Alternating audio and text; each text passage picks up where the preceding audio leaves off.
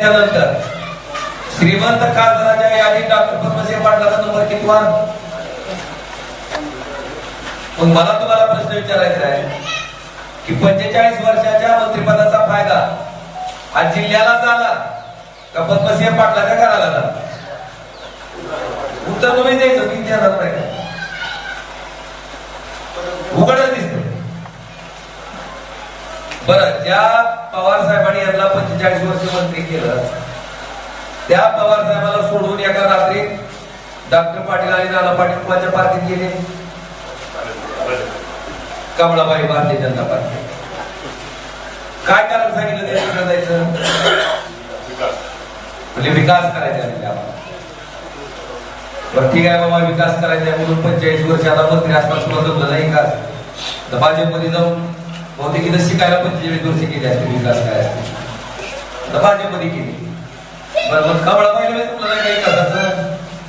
कारण त्याच भाजपमध्ये राणा पाटील थांबले झाले, त्या भाजपमधून पुन्हा त्यांच्या मंडळी कोणाच्या पार्टीत आल्या?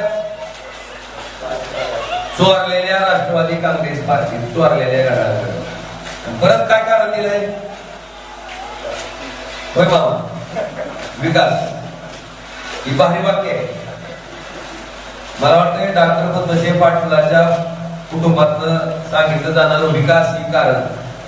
मकरंद अनासपुरेचा सिनेमा बघितलाय का तुम्ही? देवा मला आमदार कर, तुला सोन्याची टोपी घालतो. घालते का सोन्याची टोपी? सोन्या नावाच्या पोराला पहिल्यांदा टोपी घालते, त्याची टोपी काढून देवाला घालते. देव म्हणते आता सोनाची टोपी. मला वाटतं मकरंद अनासपुऱ्याची सोन्याची टोपी आणि डॉक्टर पाटलाचा विकास याच्यात काही सुद्धा फरक. दुसरी गोष्ट, तीच भारतीय जनता पार्टी म्हणती घराणेशाही संपवायची म्हणून आम्हाला देशात सगळं करायचं. मला तुम्हाला प्रश्न विचारायचा आहे, 2019ला माझ्या जागी जर नाना पाटील खासदार म्हणून निवडून आला असतं तर खालची विधानसभा कोणी लढवली असती? त्यांच्या घरचे, एक तर पोराला नाही तर बायको. ओमराजे खासदार झाला 19ला, कोण लढलं खालची विधानसभा?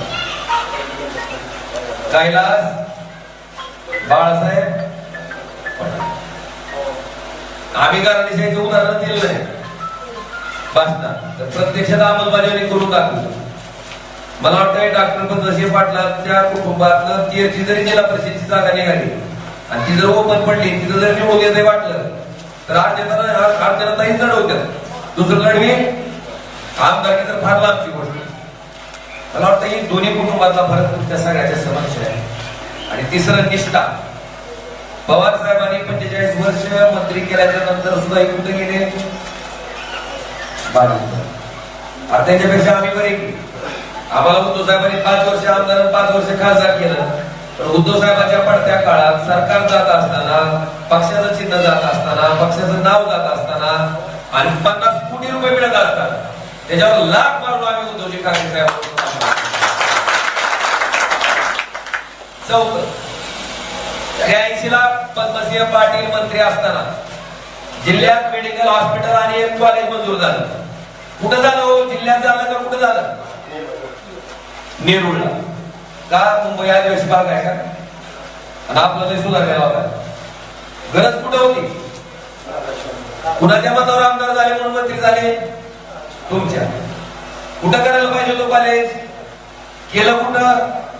नेरूळ. बरं, तिथं कर नका.